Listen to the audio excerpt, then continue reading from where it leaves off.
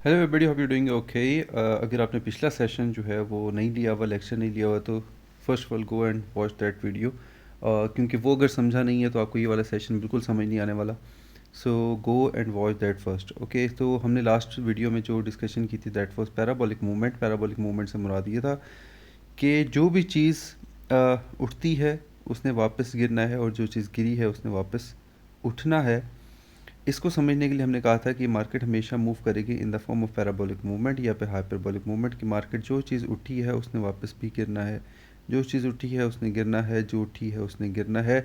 So never get stuck in the buy, कि जब आपको दिख रहा है कि मार्केट बहुत ज़्यादा उठ चुकी है तो ऑलवेज़ वेट एंड उस पॉइंट को फाइंड आउट करें जो कि एक सपोर्ट है जहाँ से मार्केट अपने आप को उठा सकती है, या फिर डिमांड का एरिया जहाँ से अपने आप को मार्केट उठा सकती है। अब मार्केट में वो पॉइंट ढूंढना ही एक असल काम है, टास्क है, और उसी को ढूंढना ही असल में ट्रेडिंग है। वही टेक्निकल एनालिसिस है कि मार्केट नेक्स्ट किस पॉइंट से उठेगी। How you will come to know कि मार्केट जो है यहाँ पे डिमांड क्रिएट करेगी, या कहीं पे सप्लाई जोन इस जगह पे क्रिएट करेगी, या सप्लाई लेगी। सो हमने ये सारी चीज़ें सीखनी है through HET, high and trading. इसके अंदर हाई एंड ट्रेडिंग में और बाकी कोर्सेज में फ़र्क सिर्फ ये है कि मैं सच नहीं कहूँगा कि you don't buy any course और कोई और ना देखें। Go and watch some more videos ताकि आपका दिमाग खुले, आपको चीज़ों समझ आए। But keep it in mind कि हर चीज़ की जो बेसिस है या बेस है वो डिमांड एंड सप्लाई है। या फिर हम इसको एक नया एक चीज़ आपके लिए मुतारिफ़ करवाता हूँ, दैट इज़ मार्केट इक्विलिब्रियम। तो हम ये सारी चीज़ों को समझेंगे थ्रू डिमांड एंड सप्लाई। अब सबसे पहले एक चीज़ समझनी है कि मार्केट में डिमांड और डिमांड जोन में बड़ा फ़र्क है। दो अलग अलग नाम है और दोनों में अच्छा खासा फ़र्क है। डिमांड से मुराद वो एरिया है जहाँ से मार्केट ने अपने आप को एक दफ़ा उठाया है।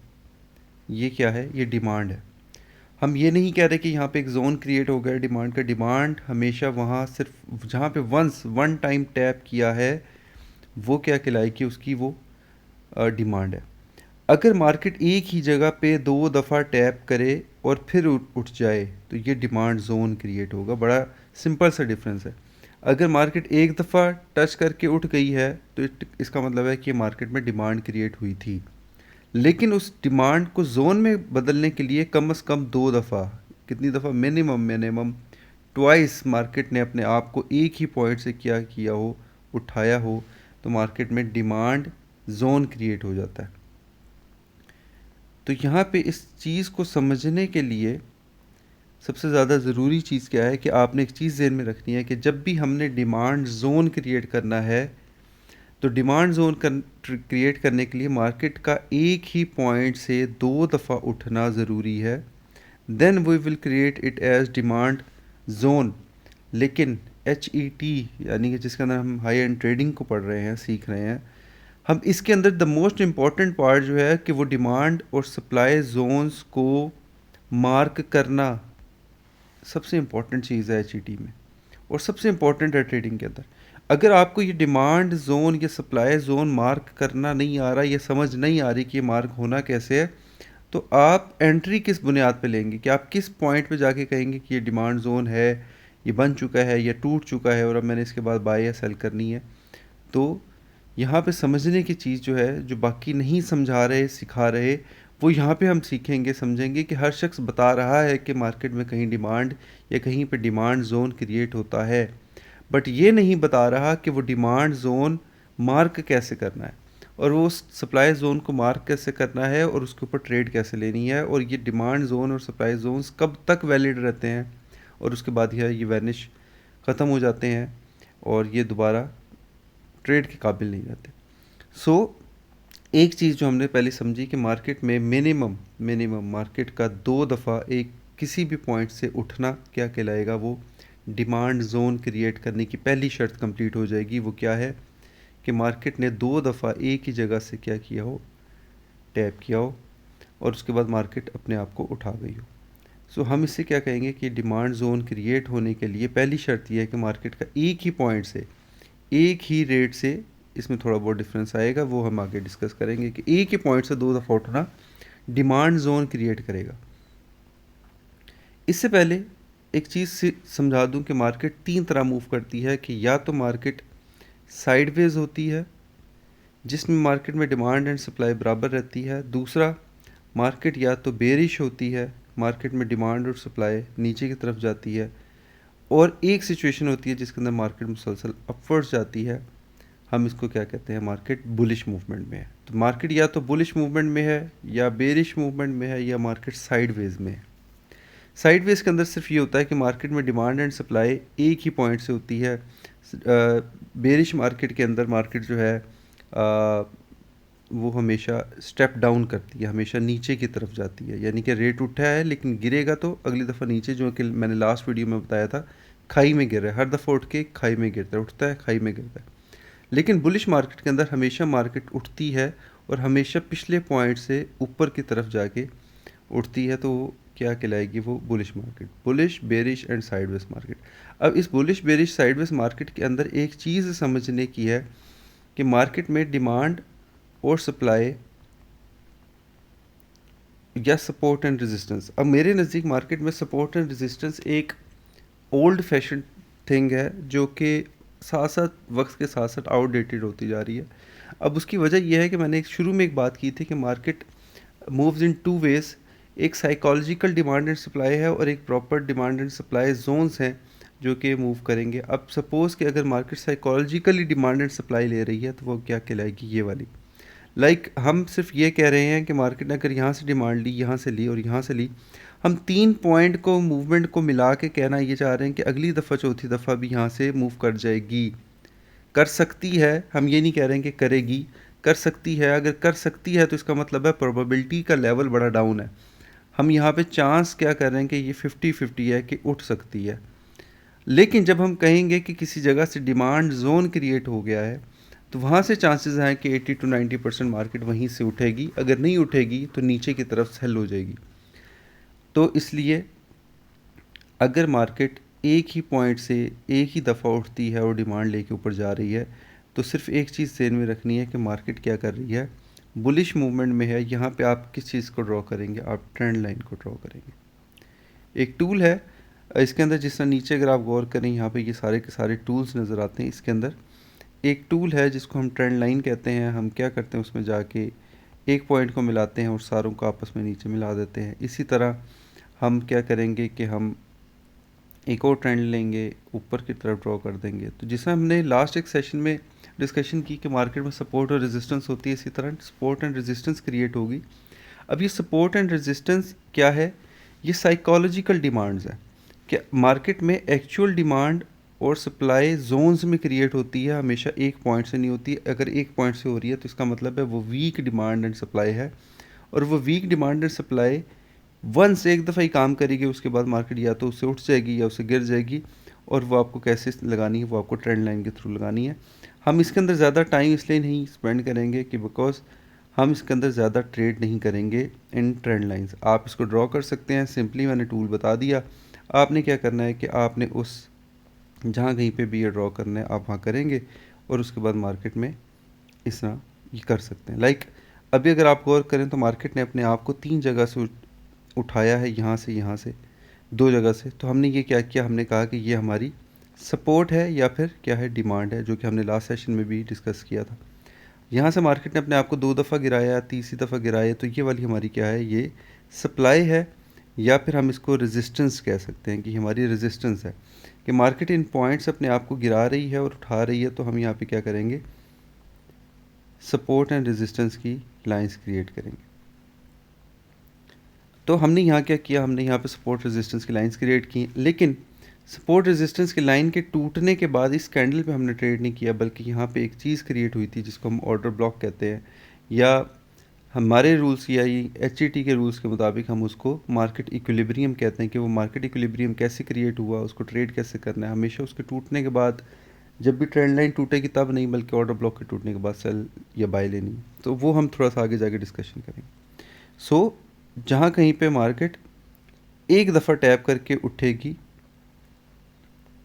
वहाँ पे हम क्या करेंगे, वहाँ पे सपोर्ट एंड रेजिस्टेंस क्रिएट करेंगे। लेकिन इसका मतलब है कि अगर मार्केट एक ही पॉइंट से सपोज़ ऐसे उठती जा रही है, तो इसका मतलब है कि मार्केट क्या है, बुलिश है, और हम बुलिश मार्केट को ट्रेड कर रहे हैं बज़रिया ट्रेंड लाइन। और अगर इसी तरह मार्केट नीचे की तरफ मूव कर रही है, तो हम नीचे की तरफ मार्केट में क्या कर रहे हैं, हम सपोर्ट एंड रेजिस्टेंस से ट्रेंड लाइन के थ्रू एक एरियाज़ को मार्क कर रहे हैं, और हम उसके अंदर टूल जो यूज़ कर रहे हैं वो मैंने आपको दिखा दिया। हम सिंपली टूल यूज़ करेंगे। हम प्रायोरिटीज़ के अंदर क्या होती है कि जब भी आपने सपोर्ट एंड रेजिस्टेंस क्रिएट करनी है लाइक दिस, तो इसके अंदर आपने सपोर्ट एंड रेजिस्टेंस के लिए हमेशा जो नीचे की विक है उसके लिए सेशन नंबर 2 जो हमने कैंडल स्टिक्स के बारे में पढ़ा था, हमने उसके अंदर क्या करना है कि इस जो कैंडल जो लाइन लगाई है हमने ट्रेंड लाइन, ये वाली और ये वाली, हमने इस ट्रेंड लाइन को हमेशा प्रायोरिटी पे रखना है कि ये जो विक का टॉप होता है इसके साथ पिछले टॉप को जोड़ना है और आगे स्ट्रेच कर देना है, पहले को दूसरे के साथ जोड़ना है और आगे स्ट्रेच कर देना है। मैं इसको एक सिंपल वे में आपको ड्रॉ करके दिखा देता हूँ ताकि आपको आइडिया हो जाएगा। मैं ये वाली लाइन रिमूव करता हूँ, मैं यहाँ से ट्रेंड लाइन लेता हूँ, मैं इसमें देखता हूँ कि पहला हाईएस्ट पॉइंट ये है, उसके बाद मैं दूसरे को आपस में मिलाता हूँ और क्या करूँगा, इसको मैं आगे स्ट्रेच कर दूँगा, तो मुझे क्या मिल जाएगी, ऊपर रेजिस्टेंस की लाइन और नीचे सपोर्ट की लाइन। तो सिंपली अगर मार्केट एक ही दफ़ा टैप करके उठ रही है तो वो डिमांड जोन नहीं है, वो सिर्फ डिमांड है जिससे हम सपोर्ट एंड रेजिस्टेंस की लाइंस को ड्रॉ कर सकते हैं या ट्रेंड लाइंस को ड्रॉ कर सकते हैं। लेकिन अब जो द मोस्ट इम्पॉर्टेंट पार्ट जो कि part and parcel of the H है वो क्या है, मैं अब यहाँ पे एक लाइन बोलूँगा जिसको आपने समझना है और समझने के साथ उसको कोशिश करनी है कि हम आगे उसको उसके मुताबिक डिमांड एंड सप्लाई जोन को सीखें।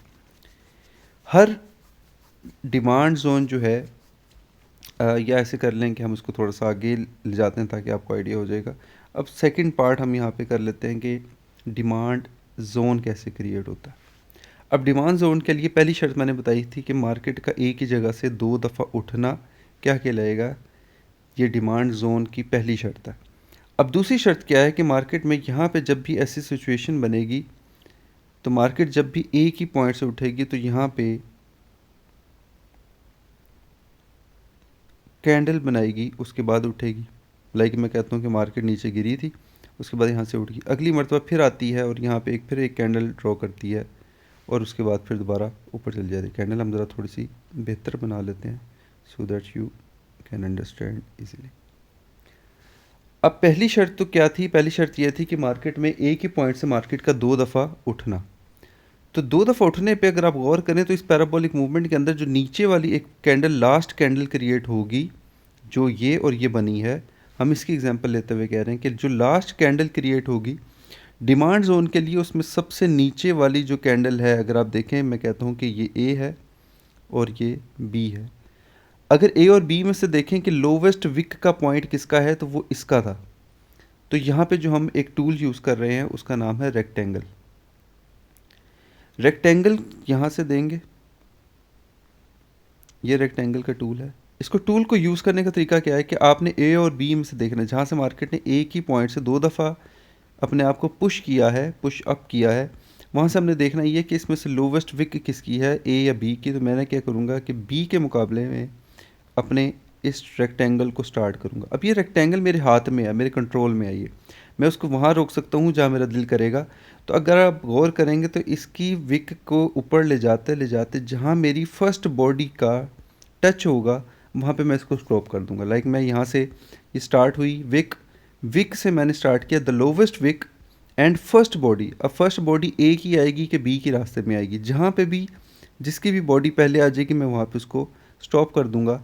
तो ये मेरा क्या क्रिएट हो जाएगा, ये मेरा डिमांड जोन क्रिएट हो जाएगा। मैं इसको आगे स्ट्रेच कर दूँगा। अगर मार्केट दोबारा इसी पॉइंट पे वापस आएगी तो ये मेरा परचेजिंग का पॉइंट है। फिर यहाँ पे किसी भी तरह की कैंडल बने मैं यहाँ से परचेजिंग करूँगा और इसी को ही मैं क्या कहलाऊँगा, ये पूरे का पूरा क्या बन गया, मेरा डिमांड जोन बन चुका है। होपफुली आपको ये बात समझ आ गई होगी, नहीं आई तो आप रिपीट करें, इस वीडियो को दोबारा देखें and you will come to know. और इसके साथ बुक अवेलेबल है, बुक डाउनलोड करें, उससे उसके अलावा नहीं समझ आएगा। हमने क्या कहा कि एक ही पॉइंट से 2 दफ़ा मार्केट उठी, वहाँ पे दोनों जगह पे कैंडल्स क्रिएट होंगी, किसी भी तरह की कैंडल। हम इसकी एग्जांपल एक और ले लेते हैं। यहाँ पे कैंडल क्रिएट होती है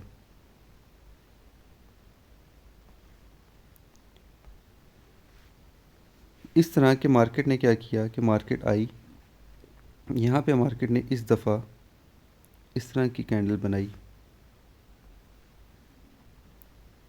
इसका नीचे वाला पार्ट छोटा है और यहाँ पे बना। उसके बाद फिर दोबारा मार्केट आई, मार्केट ने यहाँ पे ऐसी एक कैंडल बनाई जिसके अंदर दोनों तरफ उसकी बड़ी बड़ी विक्स है। अब देखना ये है कि मैं कहता हूँ कि ए है और ये बी है, तो इसी तरह ए और बी में से अब मैंने रेक्टेंगल ड्रॉ करना है नीचे ताकि मेरा डिमांड का जोन क्रिएट हो। तो देखना क्या है कि इसमें से ए और बी में से लोवेस्ट विक किसकी है, ये लोवेस्ट विक है या ये लोवेस्ट है। तो मैंने क्या किया, जो लोवेस्ट विक है वहाँ से विक ली और ऊपर ले जाते हुए जहाँ मुझे पहली बॉडी टच कर जाएगी, पहली बॉडी या तो बी की होगी या ए की होगी, अब इन दोनों में से जिसकी पहली बॉडी टच कर जाएगी वहाँ पे मेरा क्या क्रिएट हो जाएगा, वहाँ पे डिमांड जोन क्रिएट हो जाएगा। अब अक्सर लोगों के जहन में सवाल ये आता है कि अगर मुझे एक ही वक्त में 3 जगह पे मिल गई है, मार्केट उठ के 3 जगह पे मुझे मिली और इसकी लोवेस्ट विक यहाँ तक आ रही है और इसको हम कह देते हैं ये सी है। अब देखना यह है कि ए बी और सी में से अब नॉर्मल जो लोग गलती करते हैं वो ये क्या करेंगे कि सी का जो लोवेस्ट पॉइंट है उससे मार्क करने की कोशिश करेंगे इसको यहाँ से। नहीं, रूल क्या है कि मार्केट का एक ही जगह से 2 दफ़ा उठना, तो पहली जो 2 दफ़ा मार्केट उठी हुई है हम उसको मार्क करेंगे और उसको आगे स्ट्रेच कर देंगे। तो इसका मतलब ये है कि डिमांड जोन हमेशा पहले 2 पॉइंट से मार्क होता है और तीसरे को नहीं देखा जाता। अगर सपोज़ तीसरी दफ़ा मार्केट आए और उसके बाद मार्केट क्या करे, यहाँ से इससे नीचे क्लोजिंग करते हैं, तो फिर हम सेलिंग की पोजीशन में जाएंगे, हम बाय में नहीं जाएंगे। ओके, तो अब पहले तो अभी फ़िलहाल जो हम समझ रहे हैं वो एक ही चीज़ को समझें हम कि मार्केट में जब भी मार्केट डिमांड जोन में आएगी तो हम बाय करेंगे। अब इसको जो हम कहते हैं, इसे कहते हैं हम रेंज ट्रेडिंग, कि मार्केट इस रेंज में है। अगर आप गौर करेंगे तो मार्केट इस रेंज के अंदर है, जब तक इस रेंज में है या इससे ऊपर है तो हम इसको क्या करेंगे कि रेंज ट्रेडिंग है, कि मार्केट अपनी रेंज को तोड़ नहीं रही है और जब टूटेगी तो हम उसको कहेंगे ब्रेकआउट की ट्रेड है, ब्रेकआउट ट्रेडिंग है। और ब्रेकआउट ट्रेडिंग को हम किसी नेक्स्ट वीडियो में समझेंगे, फ़िलहाल के लिए इतना काफ़ी है। अब नेक्स्ट पार्ट इज़, ये डिमांड जोन तो हो गया, अब next part is supply zone. अब सप्लाई जोन क्रिएट करने के लिए अब आपने यहाँ क्या करना है, मार्केट का एक ही पॉइंट से 2 दफ़ा गिरना। पहले क्या था, एक ही पॉइंट से 2 दफ़ा उठना, और अब क्या है कि मार्केट का एक ही पॉइंट से 2 दफ़ा गिरना। सपोज़ मैं कहता हूँ कि यहाँ पे एक कैंडल है, वो क्रिएट हुई इस तरह करके, फिर मार्केट गिर गई, उसके बाद हाईएस्ट एक विक लगी हुई है जिसके अंदर मार्केट में इस तरह है। अब इसके अंदर मैंने क्या किया कि इसमें देखना है कि मैंने यहाँ पे फिर अगेन यूज़ करना है रेक्टेंगल। पहले मैंने कहा था कि lowest wick and first body, ठीक है, उसमें जो रूल था lowest wick and first body का था, वो मैंने सब कुछ बुक में लिखा हुआ है कि बुक में से आप जो कुछ पढ़ेंगे वहाँ पे आपको यहाँ से आइडिया होगा और यहाँ से आप बेहतर समझ सकेंगे। अब देखना यह है कि मैं सपोज़ पहले कहता हूँ कि मेरा पॉइंट ए एंड बी में से ये ए है और ये बी है। अब ए और बी में से हाईएस्ट विक किसकी है, मैं पहले रेक्टेंगल लूँगा, मैं हाईएस्ट विक देखूँगा, जिसकी भी है मैं उसके बराबर में लाऊँगा।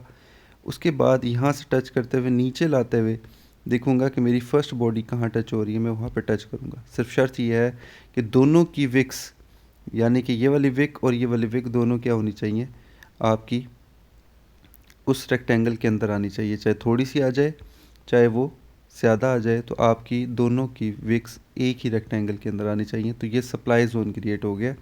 और जब भी मार्केट नेक्स्ट टाइम इस सप्लाई जोन में आएगी तो मैं सेल की ट्रेड लूँगा।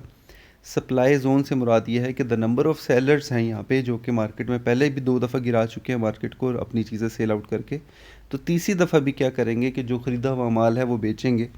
तो यहाँ पे क्या होगा कि मार्केट में सप्लाई जोन क्रिएट हो जाएगा। So demand and supply zone create इस तरह होते हैं कि आप अगर डिमांड जोन क्रिएट कर रहे हैं तो lowest wick first body, rectangle को ड्रॉ करते हुए इसी तरह ड्रॉ करना है कि नीचे से ऐसे सपोज़ कर लेते हैं कि हमारा ये क्रिएट हुआ, तो लोवेस्ट विक लेनी है और फर्स्ट बॉडी लेंगे तो हमारा डिमांड जोन क्रिएट होगा। वैसे ये तो मैं सप्लाई जोन समझा रहा था। तो डिमांड जोन के लिए लोवेस्ट विक फर्स्ट बॉडी और सप्लाई जोन के लिए highest wick and first body, जहाँ टच हो जाएगी वहाँ पे रेक्टेंगल कंप्लीट है।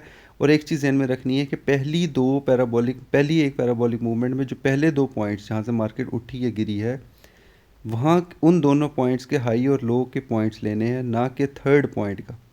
Third point is for execution. पहले 2 पॉइंट से आपकी शराइत मुकम्मल होंगी सपोर्ट डिमांड सप्लाई की, ज़ोन की, और तीसरी वाले पार्ट के ऊपर जाके एग्जीक्यूशन है, जिसकी मैं एग्जांपल एक दफ़ा फिर दे देता हूँ, आपको समझ आ जाएगी कि मार्केट ने 2 दफ़ा अपने आप को उठाया है, एक यहाँ से उठाया, एक यहाँ से उठाया, तो ये डिमांड ज़ोन की शर्त कंप्लीट हो गई कि मार्केट का एक ही जगह से 2 दफ़ा उठना। लेकिन जब तीसरी दफ़ा यहाँ टैप करेगी तो that's now a execution part. Trade यहाँ नहीं लेनी है, ट्रेड यहाँ नहीं लेनी है, ट्रेड यहाँ लेनी है। थर्ड पार्ट पे एग्जीक्यूशन होगी तो फिर आपने क्या करना है कि यहाँ पे ट्रेड लेनी है। तो third part is always for execution, और पहले 2 पार्ट जो हैं वो डिमांड जोन या सप्लाई जोन क्रिएट करने के लिए होंगे। सो एक दफ़ा हम इसको लाइव मार्केट में मैं आपको दिखा देता हूँ, कुछ मैंने अभी अभी बना के रखे हुए हैं ताकि हमें उससे हेल्प आउट मिल जाए। अच्छा, तो अगर आप इधर गौर करेंगे तो इधर क्या है कि मार्केट में ये वाला जो पॉइंट है, ये वाला अगर आप गौर करें, एक ही पॉइंट से मार्केट 2 दफ़ा उठी है। अभी जो मैं बार बार टाइम फ्रेम सेलेक्ट कर रहा हूँ, मार्केट में टाइम फ्रेम सेलेक्ट करने का भी मैं आपको तरीका बताऊंगा, but later on. So for हम इसको अभी फ़िलहाल इसी तरह ही समझेंगे कि जिस तरह यहाँ पे मार्केट ने अपने आप को यहाँ से एक दफ़ा उठाया, फिर उसके सॉरी गिराया, और दूसरी दफ़ा गिराया। तो मैंने क्या किया, इसकी हाईएस्ट वीकली और फर्स्ट बॉडी जिसकी भी टच कर जाएगी, आइदर दिस और दिस, जिसकी भी फर्स्ट बॉडी टच कर जाएगी, मैं रेक्टेंगल को कंप्लीट कर दूंगा। इसी तरह अगर मैं थोड़ा सा और जाता हूँ नीचे, यहाँ पे भी अगर आप गौर करेंगे तो पहले 2 पॉइंट में जहाँ पे lowest wick and first body touch करेगी, ये मेरा डिमांड जोन क्रिएट हो जाएगा। जब भी इससे ऊपर तक है मार्केट तो मार्केट बाय में है, जब नीचे जाएगी तो मार्केट सेल में है, जिसको अभी हमने थोड़ी देर पहले कहा कि मार्केट 2 तरीक़ों से मूव करेगी, या तो हम रेंज ट्रेडिंग करेंगे या फिर हम जो ट्रेडिंग करेंगे वो कौन सी है, हमारी ब्रेकआउट ट्रेडिंग है। सो अभी तक के लिए आई थिंक इतना काफ़ी है, और नेक्स्ट हम जो है अब like this one is order block. अब ये ऑर्डर ब्लॉक्स को ट्रेड करना और कैसे ट्रेड करना ये हम नेक्स्ट पार्ट में देखेंगे, अभी ये सेशंस ख़त्म नहीं हुए हैं। ओके, ज़्यादा से ज़्यादा इसकी प्रैक्टिस करें, and everything is available in book, और आप बुक से इसका जो है वो ले सकते हैं कि आपने क्या सीखना है, और उसको जो है प्रैक्टिस के लिए या उसको और समझने के लिए इस वीडियो को देखें। तो पहले आप ई बुक में जाके झांकें। थैंक यू, अल्लाह हाफ़िज़।